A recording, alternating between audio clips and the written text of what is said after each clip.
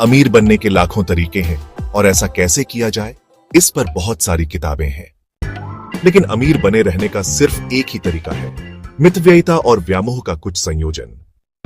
आइए दो निवेशकों के बारे में एक छोटी सी कहानी से शुरुआत करते हैं, जिनमें से कोई भी एक दूसरे को नहीं जानता था, लेकिन लगभग एक सदी पहले उनके रास्ते एक दिलचस्प तरीके से मिले।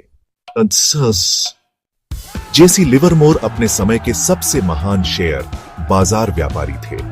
1877 में जन्मे वे पेशेवर व्यापारी बन गए, इससे पहले कि ज्यादातर लोग जानते कि आप ऐसा कुछ कर सकते हैं।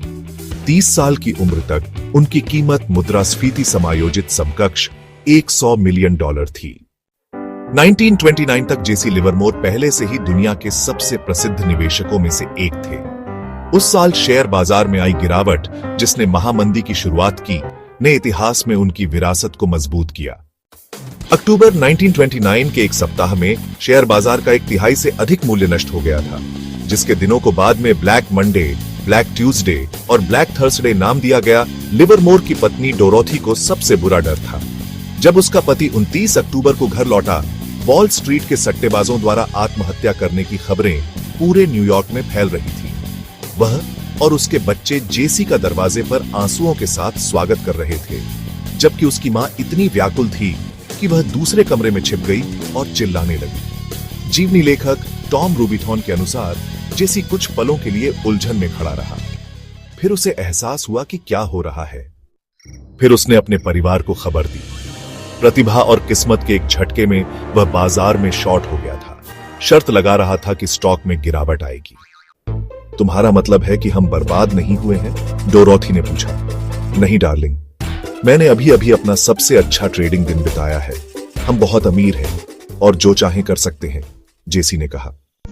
अब्राहम जर्मनस्की की कहानी शुरू होती है, एक ऐसी यात्रा जो प्रेरणा और संघर्ष से भरी हुई है। डोरोथी अपनी मां के पास भागी और उसे चुप रहने के लिए कहा। एक दिन में जेसी लिवरमोर ने 3 बिलियन से अधिक के बराबर की कमाई की। शेयर बाजार के इतिहास में सबसे खराब महीनों में से एक के दौरान वह दुनिया के सबसे अमीर व्यक्तियों में से एक बन गया। जब लिवरमोर का परिवार अपनी अथाह सफलता का जश्न मना रहा था, तो एक और व्यक्ति हताश होकर न्यूयॉर्क की सड़कों पर भटक रहा था। अब्राहम जर्मनस्की एक बहु करोड़पति रियल एस्टेट डेवलपर था, जिसने 1920 के दशक में बहुत धन कमाया था। अर्थव्यवस्था में तेजी आने के साथ ही उन्होंने वही किया जो 1920 के दशक के अंत में लगभग हर दूसरे सफल न्यूयॉर्कर ने किया था, बढ़ते शेयर बाजार पर भारी दांव लगाना।